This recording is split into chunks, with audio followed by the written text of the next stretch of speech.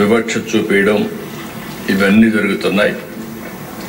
ఈరోజు కేంద్రంలో ఉండే నరేంద్ర మోడీ గారి నాయకత్వంలో ఉండే ఎన్డీఏ కానీ, ఇక్కడ రాష్ట్రంలో ఉండే ఎన్డీఏ కానీ మన ఆడబిడ్డలు, తల్లుళ్ళు, చెల్లెళ్ళ గురించి ప్రత్యేక శ్రద్ధ పెడతాం. ఉమెన్ ఎంపవర్మెంట్ జరిగినప్పుడే సస్టైనబుల్ డెవలప్మెంట్ ఉంటుందనేది మా నమ్మకం. అందుకనే అధ్యక్ష, ఈరోజు ఒకసారి హిస్టరీ కూడా చూసుకుంటే ఎన్టీ రామారావు గారు తెలుగుదేశం పార్టీ పెట్టినప్పటి నుంచి అదే మరిగా వారు అనేక సంక్షేమ కార్యక్రమాలకు ప్రత్యేకంగా ఉమెన్ ఎంపవర్మెంట్ కోసం దోహదం చేశారు. అందుకే మహిళా సాధికారత కోసం నిన్న, నేడు, రేపు ఎప్పుడు కూడా కమిటెడ్గా పనిచేస్తామని ఈ సభ సాక్షిగా తెలియజేస్తున్నా, మహిళలకు తెలియజేస్తున్నారు. అందుకనే దిశ ఒకసారి చూసినప్పుడు ఏ కార్యక్రమం ప్రవేశపెట్టినా అది ఒక సంక్షేమం కావచ్చు, ఒక అభివృద్ధి కావచ్చు, లేకపోతే ఒక ఎంపవర్మెంట్ కావచ్చు, ఏది చేసినా అందులో ప్రత్యేకంగా మహిళలను దృష్టిలో పెట్టుకొని చేశాం. మహిళల్ని సాధికారం చేయడంలో ముందుకు పోయాం. అందుకే నేను మళ్ళీ ఒకసారి తెలియజేస్తున్నా, తెలుగుదేశం పార్టీది తెలుగింటి ఆడపడుచులది అన్నా చెల్లుళ్ళ అనుబంధం. ఇది 40 సంవత్సరాలుగా ఉంది. ఇది శాశ్వతంగా ఉంటుందని చెప్పడానికి గర్వపడుతున్నానని చెప్పి కూడా నేను మీకు తెలియజేస్తున్నాను. దేశ మాటల్లో చెప్పడం కాదు, చేష్టల్లో చేసి చూపించాల్సిన అవసరం ఉంది. తెలుగుదేశం పార్టీ సిద్ధాంతం జెండర్ ఈక్విటీ ద్వారా, ఆడవారికి సమాన హక్కులు కల్పించడం ద్వారా వారిని ఆర్థికంగా, రాజకీయంగా, సామాజికంగా పైకి తేవాల్సిన బాధ్యత మనందరిపైన ఉంది. ఇప్పటికి కూడా మనం వివక్ష చూపిస్తూనే ఉన్నాం. ఎవరైనా మహిళలను చూస్తే మనకందరికి కూడా ఒక చిన్న చూపు, మీకేం తెలీదు, మీరుండండి అనే విధంగా మాట్లాడుతున్నాం. రెండో విషయం మీరు చూస్తే అధ్యక్ష, చిన్నప్పుడు తల్లిదండ్రులపైన ఆధారపడతారు, పెద్ద అయిన తర్వాత భర్తలపైన ఆధారపడతారు, మళ్ళీ ముసలి వాళ్ళైతే పిల్లలపైన ఆధారపడతారు.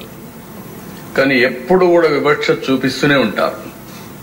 అందుకే ఈరోజు గర్వంగా చెప్పగలుగుతున్నా, మహిళా సాధికారత ప్రారంభమైంది తెలుగుదేశం పార్టీతోనే ప్రారంభమైందని కూడా గర్వంగా చెప్పగలుగుతున్నా. 86లో అధ్యక్ష మహిళలకు ఆస్తిలో సమాన హక్కు ఇచ్చాడు ఎన్టీ రామారావు గారు. అంతవరకు వారసత్వంగా మనం ఒక్కసారి చూస్తే ఆస్తిలో సమాన హక్కు లేదు. ఆడపిల్లలుంటే పెళ్లిళ్ళు చేసి పంపించేస్తున్నాం, ఆస్తిలో హక్కు లేని పరిస్థితి తీసుకొస్తున్నాం, సెక్యూరిటీ ఇవ్వలేని పరిస్థితికి వచ్చాం. అది తీసుకొచ్చిన తర్వాత దిశ డిమాండ్ చేసే పరిస్థితికి వచ్చారు ఆడబిడ్డలు. I'm proud to say that. ఎవరైనా సరే అది అయిన తర్వాత ఈరోజు చూస్తే 40 ఏళ్ల తర్వాత మనం ముందే తీసుకొస్తే 2005లో దేశంలో దీన్ని చట్టంగా తీసుకొచ్చారు, మహిళలకు ఆస్తిలో సమాన హక్కుని. అయితే మన రాష్ట్రంలో మనందరం గుర్తుపెట్టుకోవాల్సిన అవసరం ఉంది. తల్లికి, చెల్లికి ఆస్తిలో వాటా ఇవ్వని వ్యక్తి నిన్నటి వరకు ఈ సభలో కూర్చొని ముఖ్యమంత్రిగా ఉన్నాడంటే ఏ విధంగా సభవో నాకైతే అర్థం కావడం లేదు. నేనేదో విమర్శించాలని విమర్శించడం లేదు. ఇచ్చిన వాటాల మీద కోర్టుకు పోయి అది కూడా ఇవ్వను అనే పరిస్థితి వచ్చారంటే ఇంకా ఆస్తిలో సమాన హక్కు మీద మాట్లాడడం కానీ, మహిళల గురించి మాట్లాడే హక్కు అలాంటి వ్యక్తులకు ఉంటుందా అని అడుగుతున్నాను అధ్యక్ష. ఎందుకంటే అధ్యక్ష, ఈరోజు మనందరం ఒకటి గుర్తుపెట్టుకోవాల్సిన అవసరం ఉంది.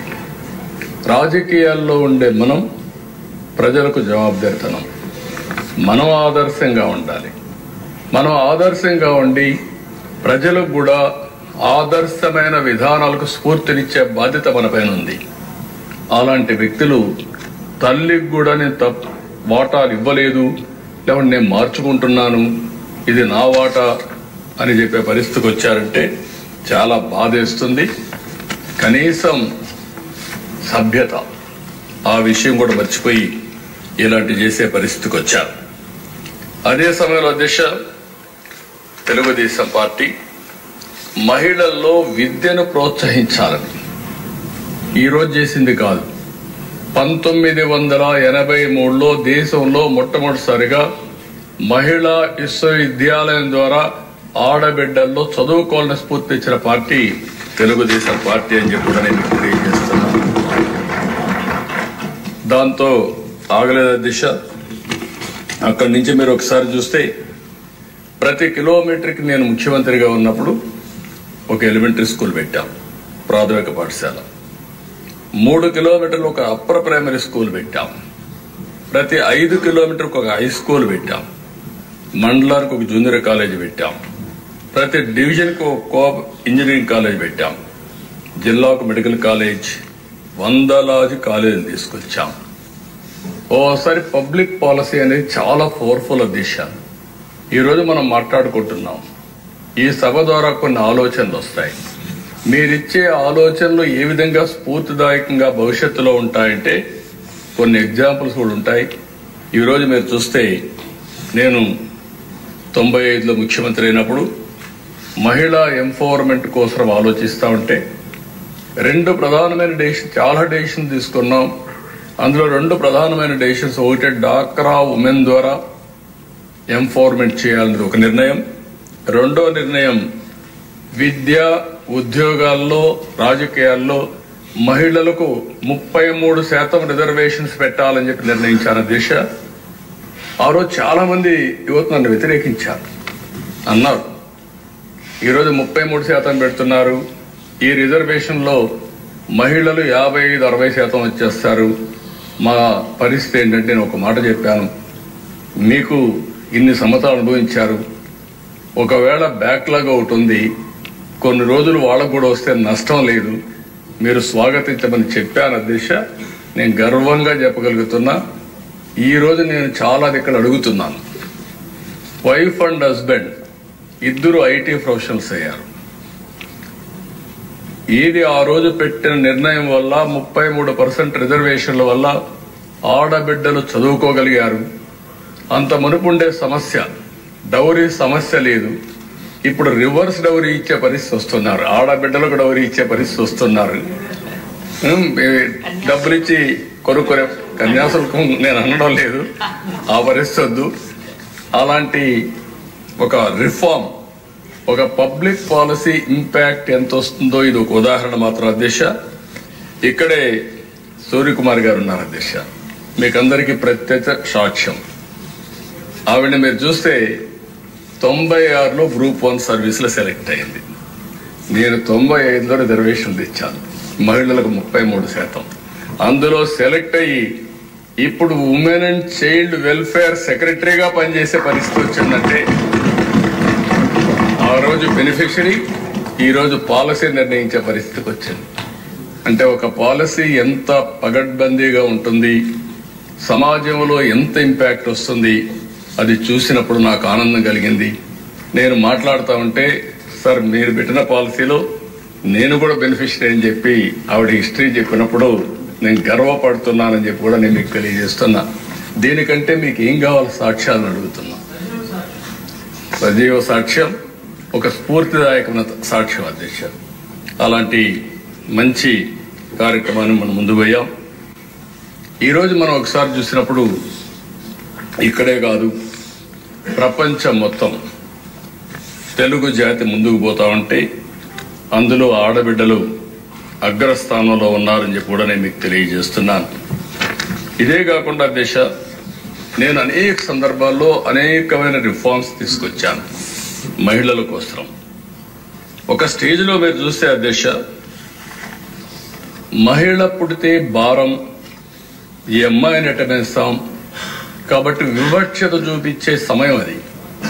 ఆ రోజు నేను చెప్పాను, మీ పుట్టిన అమ్మాయి మీకు భారం కాదు, ఈ ఇంటికి ఒక మహాలక్ష్మి, అందుకే పుట్టిన ఆడబిడ్డ పేరుతో 5,000 రూపాయలు బ్యాంకులో డిపాజిట్ చేసి పాస్ పుస్తకం ఇచ్చి 18 సంవత్సరాల తర్వాత ఎంత డబ్బులు వస్తుందో ఆ డబ్బులు ఆ అమ్మాయికి ఒక కుటుంబ పెద్దగా కానుక ఇచ్చానని చెప్పి కూడా నేను మీకు తెలియజేస్తున్నాను. ఇటీవల నేను హైదరాబాద్ లో అపోలో హాస్పిటల్ పోతే ఒక బెనిఫిషియరీ తీసుకొచ్చి మీరు ఇచ్చిన డబ్బుల వల్ల నేను చదువుకొని ఈ స్థాయికి వచ్చారని చెప్పే పరిస్థితికి వచ్చారు దిశ. ఇంకో పక్కన దిశ మీరు ఒకసారి చూస్తే ఒక నమ్మకం, ఒక కాన్ఫిడెన్స్ కావాలి.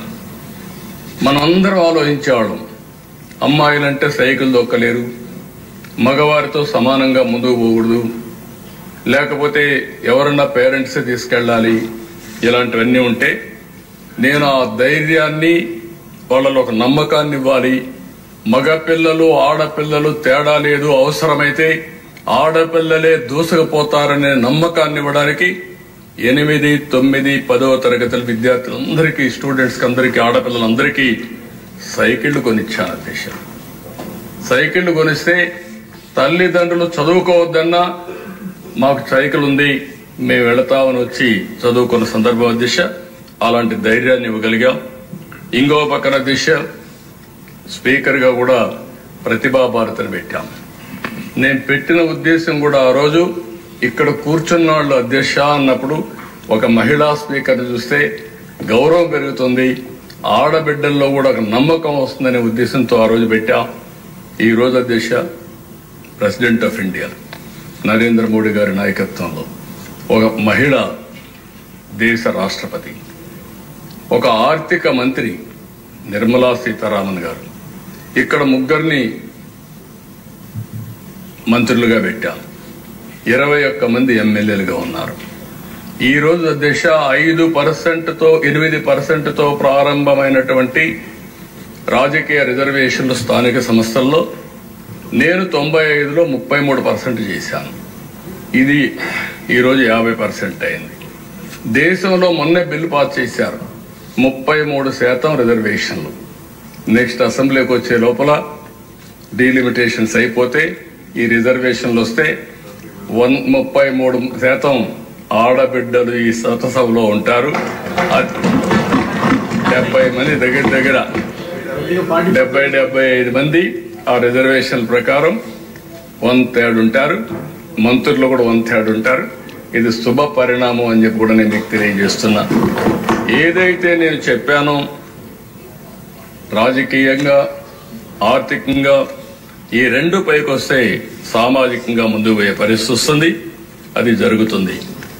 ఇంకో పక్క దిశ ఓసారి మనందరం ఆలోచిస్తూ ఉంటాం, ఆడవాళ్లు కొన్ని పనులే చేయగలుగుతారని. ఇది వారసత్వంగా వచ్చిన సమస్య కూడా. ఈవెన్ విలేజ్ లో కూలికి పోతే ఆడవాళ్ళకు ఒక కూలి, మగవాళ్ళకు ఒక కూలి. అంటే వీళ్ళు శారీరకంగా స్ట్రాంగ్ గా ఉండరనే ఆలోచన దిశ. నేను మొన్న ఒక మాట చెప్పాను, మగవాళ్ళకంటూ కోప్పడద్దండి, ఇక్కడే మగవాళ్ళంతా కూడా ఇది కావాల్సిన పని లేదు. మగవాళ్ళ కంటే ఆడబిడ్డలు తెలివైన వాళ్ళని నేను ఒక స్టేట్మెంట్ ఇచ్చాను. కొంతమంది నన్ను అపోజ్ చేశారు, చాట్ జీపీటీని అడగమన్నాను. చాట్ జీపీటీ అడిగితే అది చెప్పింది ఏంటంటే, మగవాళ్ళకి లెఫ్ట్ బ్రెయిన్ పనిచేస్తుంది, ఆడబిడ్డలకి రైట్ బ్రెయిన్ పనిచేస్తుంది, రైట్ కు లెఫ్ట్ కి తేడా ఉందని వాళ్లే చెప్పే పరిస్థితికి వచ్చింది. అది ఏ ఫీల్డ్ అయినా చూడండి, ఆడబిడ్డలకు అప్పచెప్పిన బాధ్యత ఒక నమ్మకంగా చేస్తారు దిశ. అయితే ఒక ప్రాబ్లం కూడా మీరు చూస్తే, అమెరికా లాంటి దేశంలో కూడా ఇంకా మహిళలకు సమానత్వం లేదు దిశ. ఆ ఆలోచన విధానంలో మార్పు రావాల్సిన అవసరం ఉంది. నేను అందుకనే దిశ ఉమ్మడి రాష్ట్రంలోనే కండక్టర్లుగా, డ్రైవర్లుగా ఆర్టీసీ బస్సుల్లో మహిళలు పెట్టాను. మహిళలకు రిజర్వేషన్ కూడా పెట్టాం సీట్లు. అదే సమయంలో పెడితే చాలా మంది మహిళలు డ్రైవర్గా రాలేదు, కానీ కండక్టర్లు మాత్రం వచ్చారు. మగ కండక్టర్ల కంటే ఆడ కండక్టర్లు చాలా బాగా పనిచేస్తున్నారు ఇప్పటికి కూడా. అది ఆ రోజు తీసుకున్న నిర్ణయం అని చెప్పి కూడా నేను మీకు తెలియజేస్తున్నా. ఇంకో పక్కన దిశ ఆస్తులన్నీ మహిళల పేరుతో ఇచ్చాం. ఇల్లు, ఇంటి జాగా, వాళ్ళకిచ్చే అసెట్స్ అన్ని కూడా వాళ్ళ పేరుతో ఇచ్చాం. కడాని ఇప్పుడే సంధ్యారాణి గారు చెప్పారు, మా తల్లి కష్టాలు చూశాను. మహిళ వంట చేసిన తర్వాత బయట వస్తే ఆ పొగంతా కళ్ళల్లో